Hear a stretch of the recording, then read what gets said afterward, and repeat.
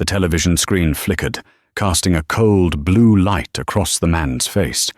His suit, once a testament to a $1,000 tailor, was gone, replaced by a standard-issue orange jumpsuit that hung loosely on his defeated frame. The news anchor's voice was crisp, clinical. Alistair Finch, the real estate magnate once hailed as the king of the city, has been denied bail. His assets, including the notorious Finch Tower project, have been seized by federal authorities pending an ongoing investigation into money laundering and racketeering. Alistair's reflection stared back at him from the darkened screen, a ghost in a cage. He saw the ruin of his empire, the collapse of a lifetime of ruthless ambition, all playing out on a cheap television in a 10-by-10 concrete cell. He slammed his fist against the wall, a pathetic, muffled thud that no one heard. He had crushed hundreds of people to get to the top. He had burned down lives, families, and futures without a second thought. How could it all have been undone by a ghost, by a nobody, by a waitress in a cheap apron with flour on her cheek? He remembered her face, the quiet defiance in her eyes. He remembered the smell of burning wood and shattered dreams. He remembered his own laughter. 3 months earlier, the bell above the door of the Daily Grind had chimed a cheerful, melodic welcome. It was a sound that made the regulars smile, a sound that promised hot coffee and a familiar warmth. But the man who strode in that Tuesday morning didn't smile. Alistair Finch moved as if he owned the air everyone else breathed. His 2 bodyguards, monuments of muscle and dark suits, flanked him, their eyes sweeping the cozy diner with cold disdain. The place smelled of bacon, old wood, and her father's secret pancake recipe. It was Clara's sanctuary. She was wiping down the counter, the worn formica cool beneath her cloth, when Alistair stopped directly in front of her. "I'm looking for the owner," he said, his voice a low rumble of impatience. It wasn't a question. It was a demand. "You found her," Clara replied, her voice even. She didn't look up, continuing her circular polishing motion. Alistair scoffed, a short, ugly sound. "You? A waitress? Don't waste my time, sweetheart. Get the person who signs the checks." Clara finally stopped and met his gaze. Her eyes, a calm and steady grey, held no fear. "I sign the checks. I order the inventory. I mop the floors. This was my father's place. Now it's mine. What can I get for you?" He leaned forward, placing his manicured hands flat on the counter. He was a shark, and this little diner was the last patch of water he hadn't yet stained with blood. "I've bought every other property on this block, every single one. Your little grease pit is the last holdout.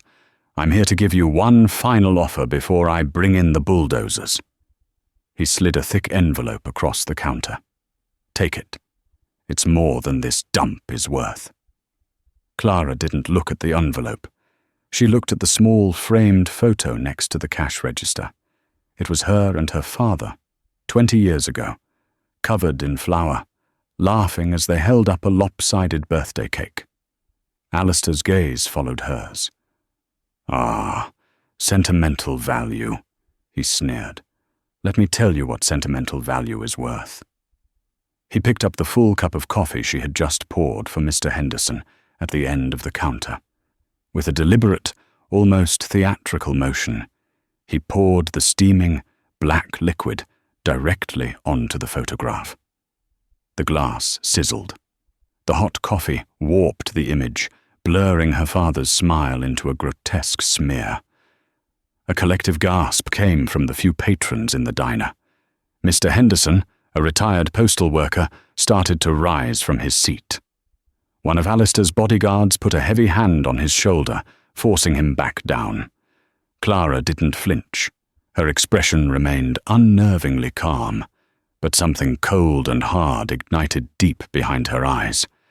"My father built this place with his own hands," she said, her voice dangerously quiet.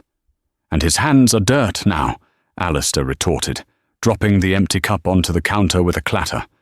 He reached into his pocket, pulled out a wad of cash, and peeled off a single $100 bill. He crumpled it into a tight ball and threw it onto the coffee-soaked floor. "For the damages. Now, about my offer." "The answer is no," Clara said, her voice like chipping ice. Alistair's face darkened. "You're making a mistake. A very big, very permanent mistake." "Get out of my diner," she said. He stared at her for a long moment, a predator sizing up prey that refused to run. He saw a simple waitress in a faded apron. He didn't see the years of training, the mind that could dissect a financial statement like a battlefield map, the eyes that could spot a lie from 100 yards away. He didn't notice the way she catalogued every detail about him.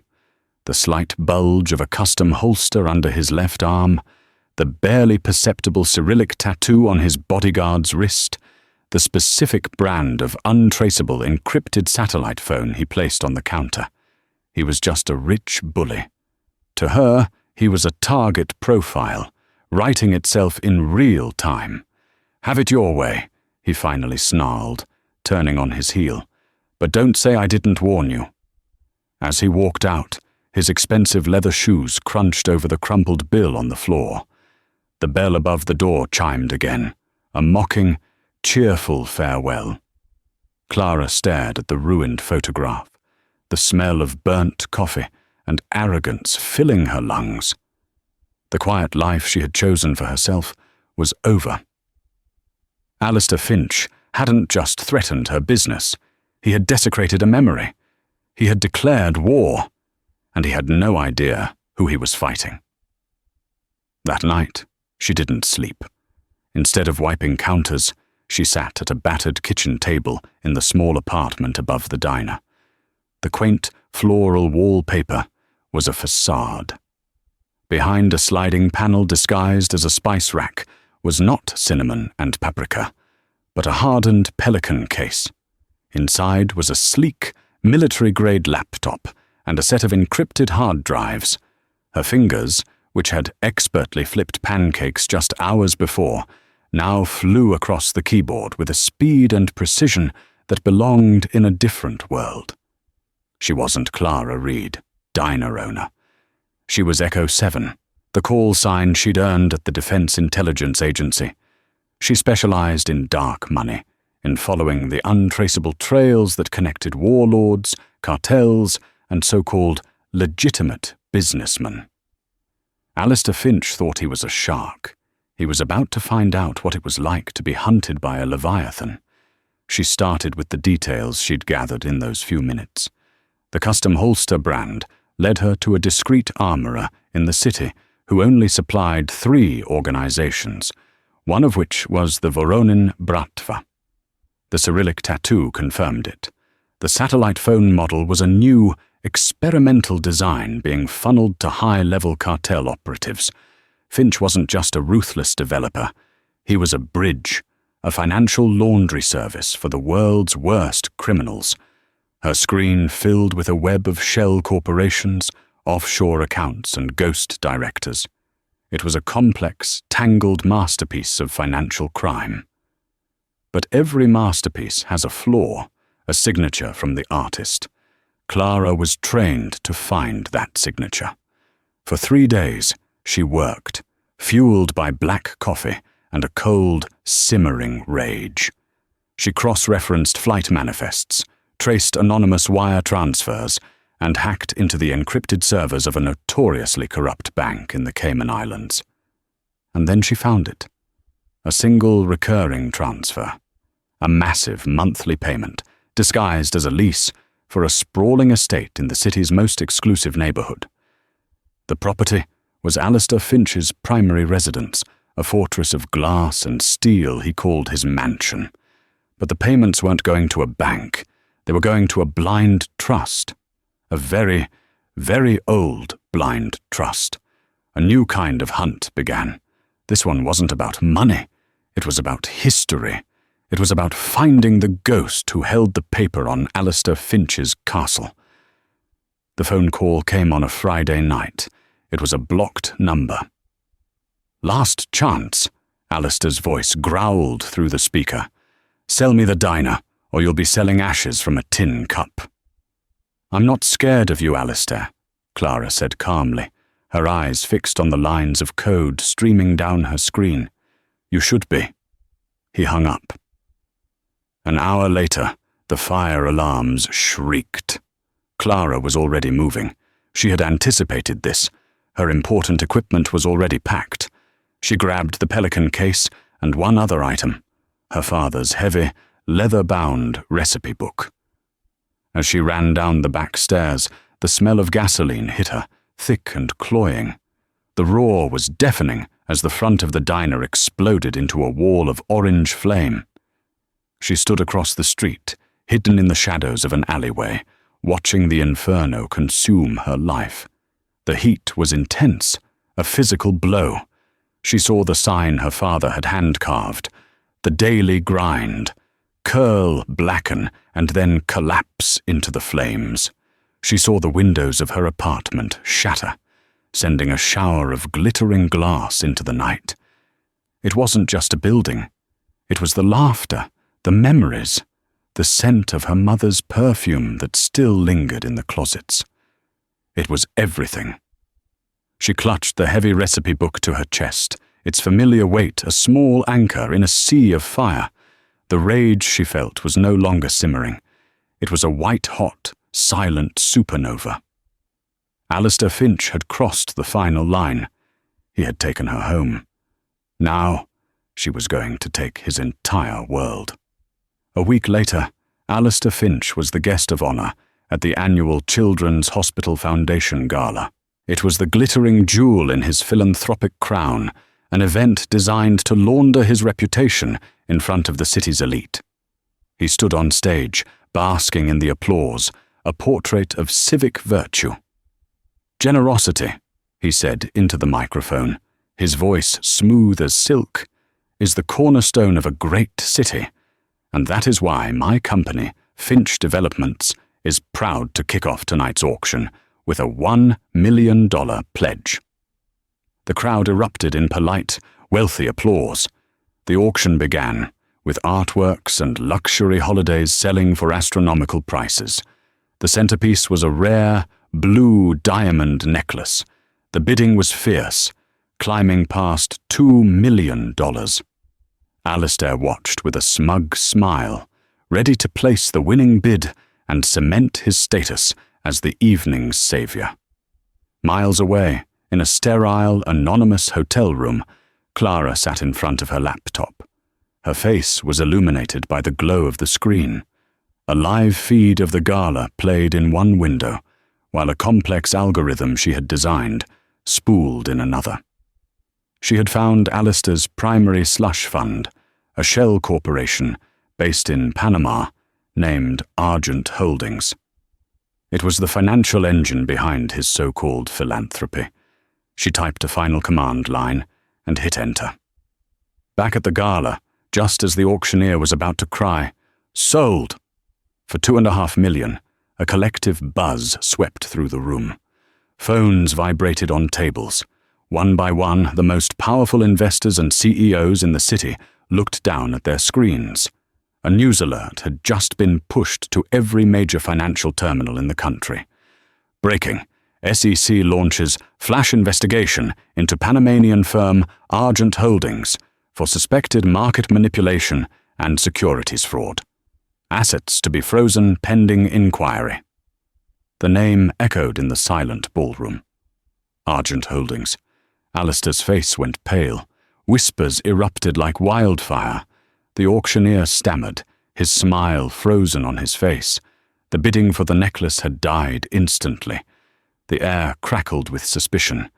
Alistair knew he had to act. To show weakness now would be fatal. He raised his paddle, his voice booming with false confidence. $3 million. A desperate, foolish move. He was throwing good money after bad, trying to plug a hole in a sinking ship with a fistful of cash. but the damage was done. He had won the necklace, but he had lost the room. The whispers followed him for the rest of the night. His reputation had been fractured. It was a small crack, but Clara knew that with enough pressure, even the strongest dam would break. She watched him on her screen, his face a mask of fury, and allowed herself a small, cold smile. It was the first taste of victory. It would not be the last. The mini-win at the gala was just the beginning. Now, Clara went on the offensive. She needed to get inside his fortress, both physical and digital. Her target was Gregor, Alistair's head of security, the man with the Voronin tattoo. She didn't use tech for this. This was old-school tradecraft. She learned his routine, the gym he went to every morning, the coffee shop where he got his espresso, the quiet bar he visited every Thursday night. He was a creature of habit, and habit was a weakness. One Thursday, she was at the bar before him. She wasn't dressed as a waitress. She was dressed in a simple, elegant black dress, nursing a glass of wine at a corner table. She looked like anyone. A lawyer, maybe. An architect. Gregor came in and sat at the bar, ordering his usual whiskey.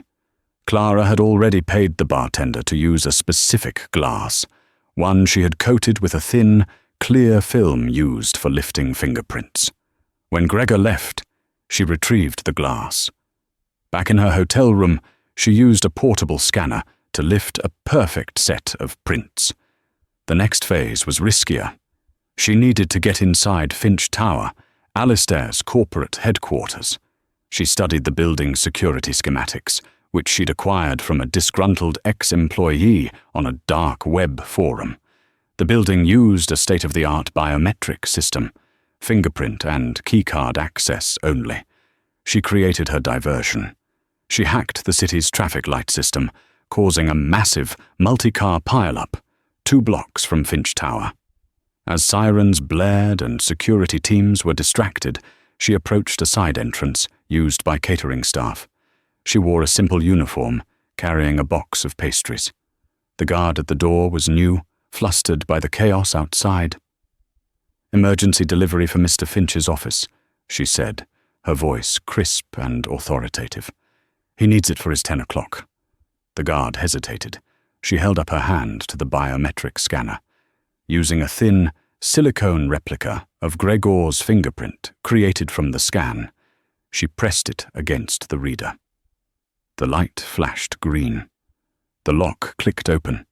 The guard, stunned, waved her through. She was in. Alistair's office was on the top floor, a palace of chrome and glass overlooking the city. She moved with silent efficiency. She had less than 5 minutes. She placed a tiny audio transmitter, no bigger than a grain of rice, under his desk. Then she moved to his computer. She plugged in a USB drive. A program she'd written herself began to clone his entire hard drive and install a back door that would give her remote access. The progress bar crawled across the screen. 1 minute left. 45 seconds. Suddenly, she heard the chime of the private elevator. Someone was coming. She snatched the USB drive just as the progress bar hit 100%. She slipped out of the office and into a fire stairwell seconds before Alistair strode in, barking orders into his phone. Her heart hammered against her ribs, but her hands were steady. She had what she needed. For the next week, she lived inside Alistair Finch's digital life. She read his emails, listened to his calls, and watched his financial transactions in real time. He was panicking. The Argent Holdings investigation had spooked his cartel partners. They were demanding assurances. Listening to a recording of a frantic call between Alistair and a man with a thick Colombian accent, she heard the key. The cartel was getting nervous about their money, which Alistair had funneled into the deed for his mansion to hide it from the feds. "The property is clean, Hector. It's buried in a century-old trust. It's untouchable, an ironclad ghost asset," Alistair pleaded into the phone.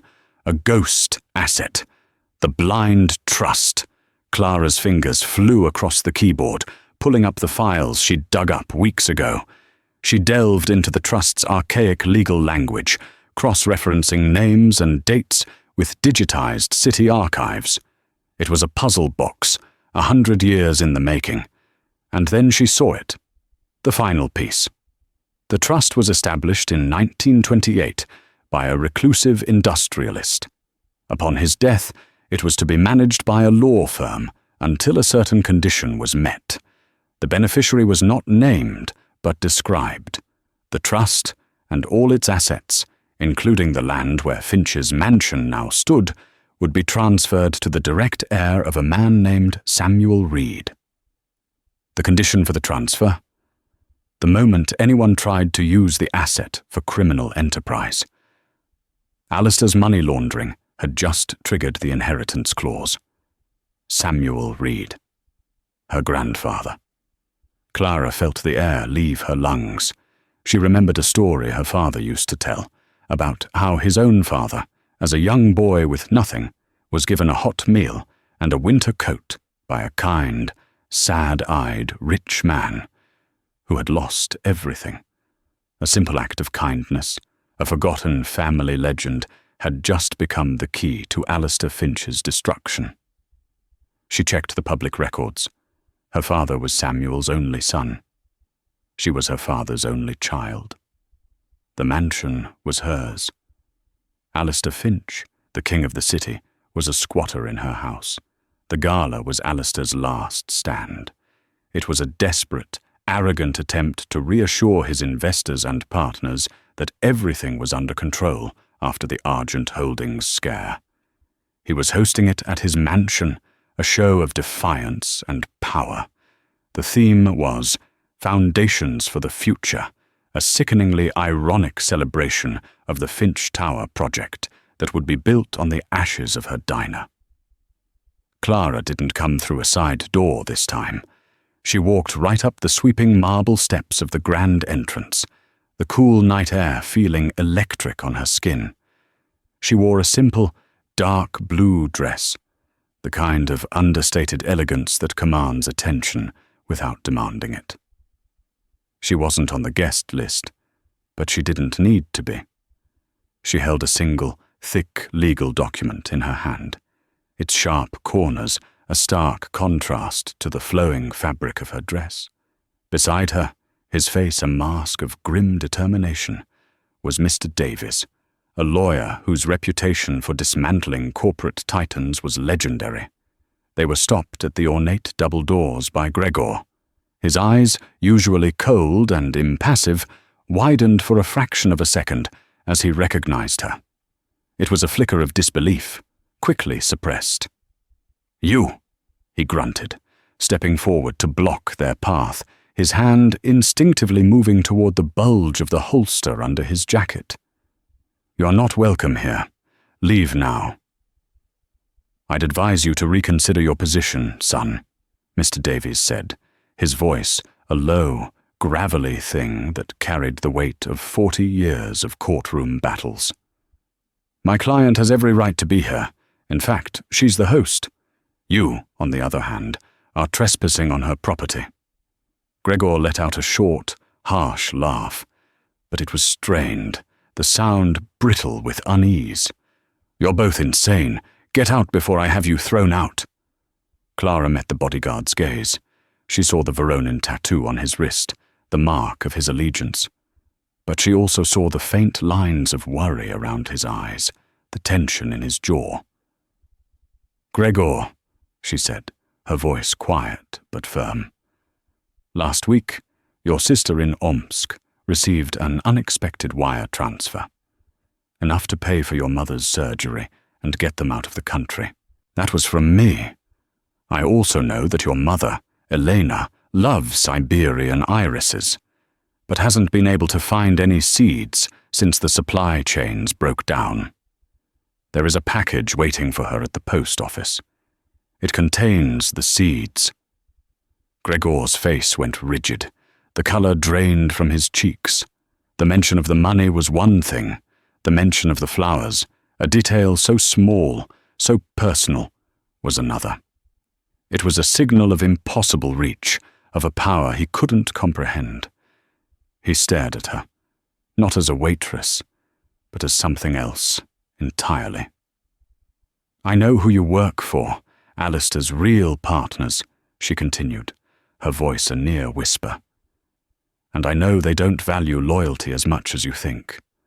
When this is over, Alistair will feed you to the wolves to save himself. But I value loyalty. Right now you have a choice. You can be loyal to him, or you can accept a new job offer. Head of security for a new community foundation. Your family will be safe. The choice is yours." He stood frozen for a long, silent moment. Then, slowly, deliberately, he took a step back and lowered his head. He did not move to stop them. They walked past the stunned bodyguard and into the grand ballroom. The air was thick with expensive perfume and the murmur of 100 self-important conversations. On a raised stage at the far end of the room, Alistair Finch was in his element, a predator holding court, basking in the glow of the spotlights. "And that is why this isn't just about profit," he proclaimed, his arms spread wide in a gesture of false magnanimity. "It's about clearing away the old, the decayed, the sentimental relics of the past to build a future worthy of this great city. The Finch Tower will be a monument to this city's resilience, its power, and its unbreakable spirit." As he spoke, Clara began to walk. Her heels made a soft, rhythmic click on the polished marble floor. The sound was a metronome, counting down the last seconds of his reign. A head turned, then another. The clinking of champagne flutes ceased. A murmur rippled through the crowd, a wave of curiosity that parted the sea of tuxedos and evening gowns before her. Alistair saw her. His practiced smile faltered.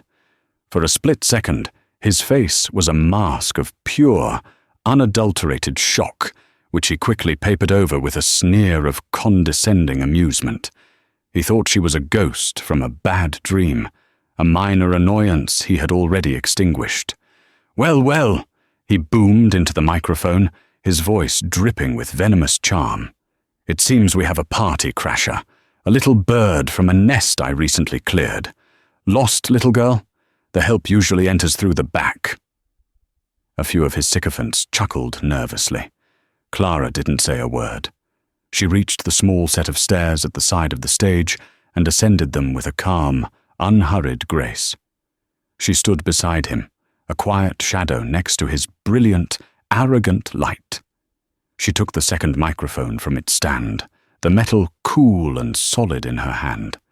The ballroom had fallen completely, utterly silent. "You're right, Alistair," she said. Her voice, clear and steady, filled the vast room. Every eye was on her.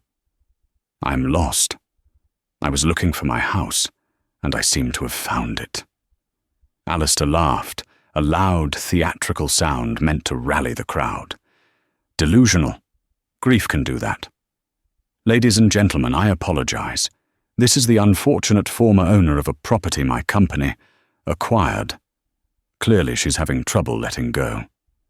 "She won't have to," Mr. Davies's voice cut in from the floor, sharp and precise as a scalpel, "because she never let go of it in the first place. Pursuant to the inheritance clause of the Blackwood Trust, established 1928, the deed and title to this property, and all assets thereupon, transferred to my client, Ms. Clara Reed, the moment its primary asset was used as an instrument in a criminal enterprise, namely, your decision to launder money for the Ochoa cartel through this very property." A collective gasp, sharp and loud, swept through the room. Alistair's face turned the color of ash. "Lies! This is preposterous!" he roared, his voice cracking. "This is slander! Security! Gregor! Get her out of here!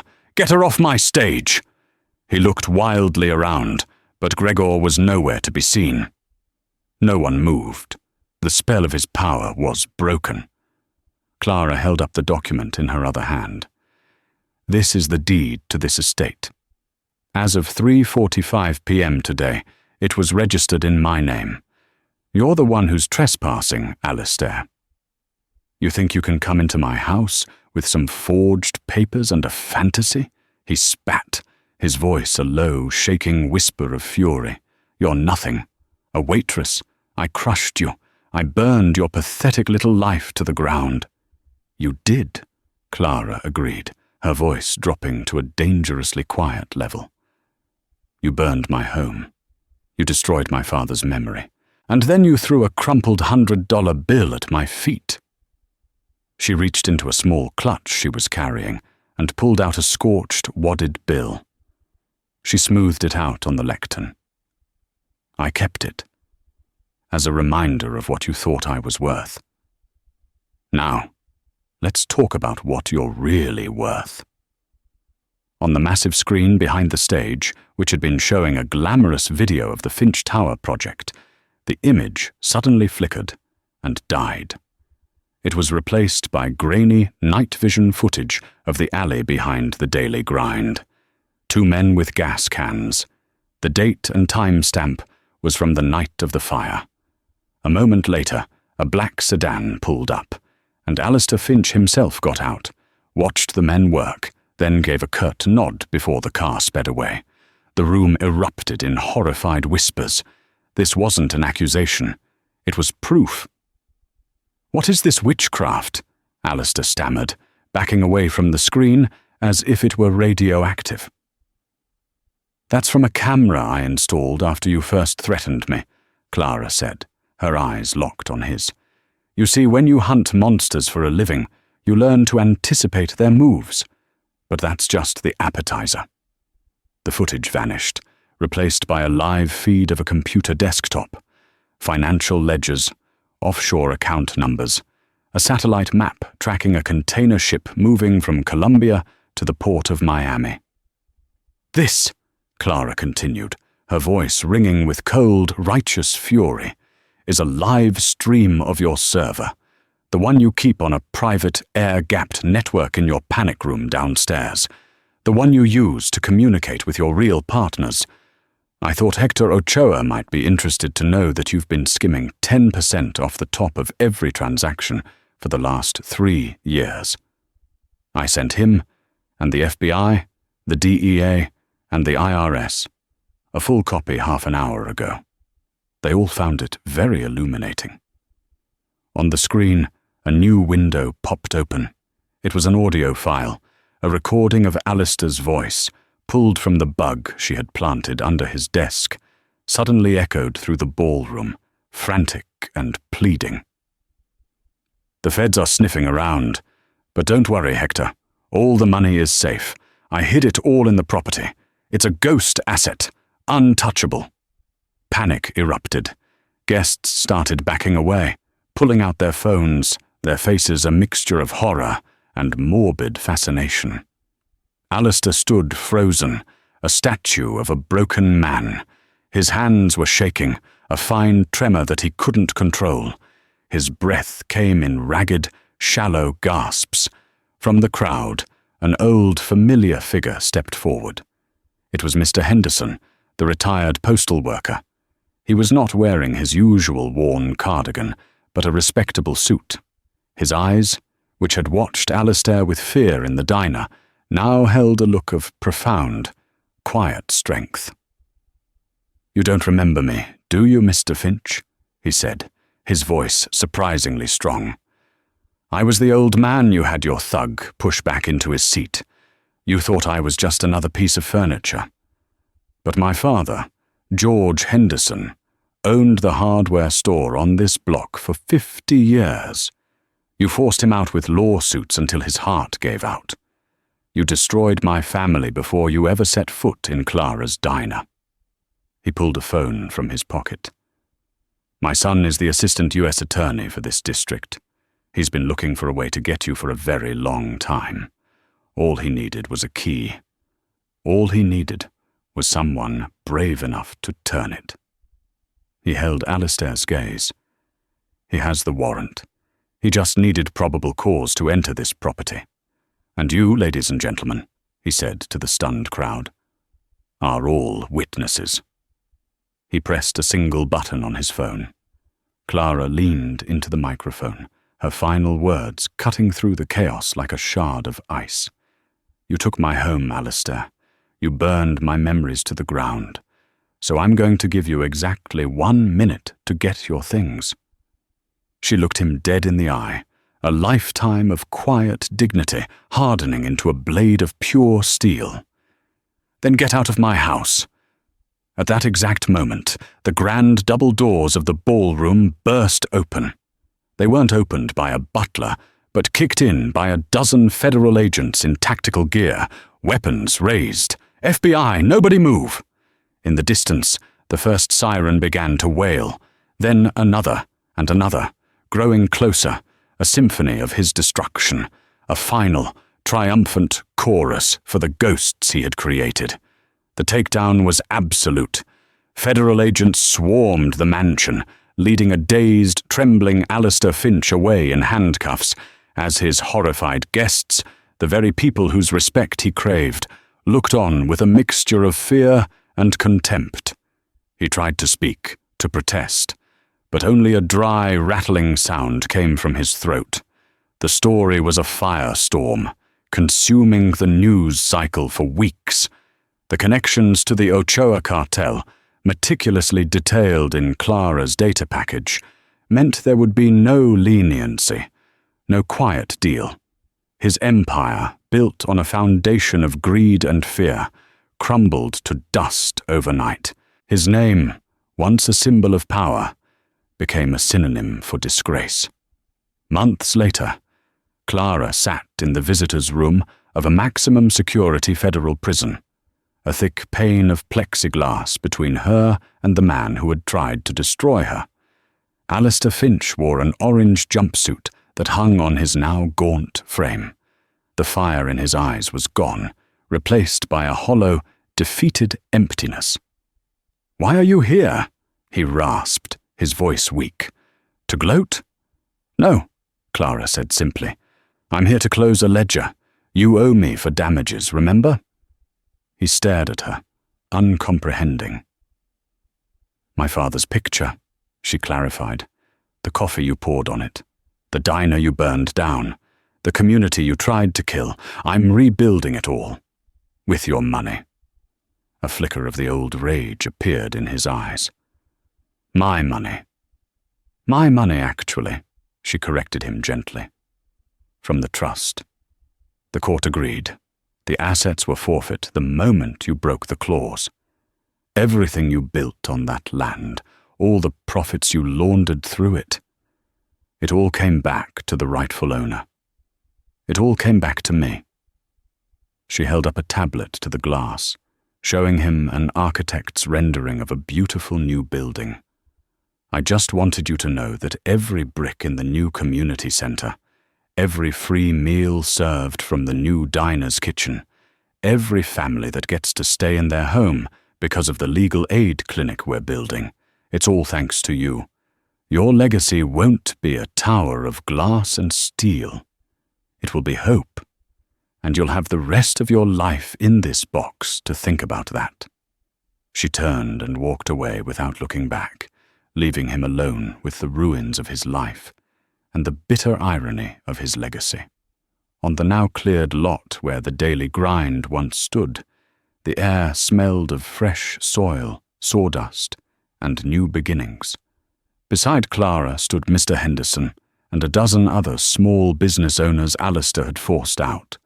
They stood in a quiet, shared silence, watching a construction crew frame the walls of a new building. Clara unrolled a set of blueprints on the hood of her car. The plans showed a new, multi-story building. On the ground floor was a bright, modern diner, named The Grindstone, with a plaque by the door that read, "In memory of John Reed." Above it were not luxury condos, but affordable housing units, and the Henderson Community Legal Aid Center, funded in perpetuity and run by Mr. Davies pro bono. A place of hope, built from the ashes of hate. She looked at her father's elegant, looping handwriting on the first page of the scorched recipe book, at his simple recipe for buttermilk pancakes. It was a legacy not of wealth, but of warmth and kindness, a foundation laid by a simple act of charity from a stranger to her grandfather a century ago. She had protected it. And in the end, it was that simple foundation, not Alistair's monument of greed, that had proven unbreakable.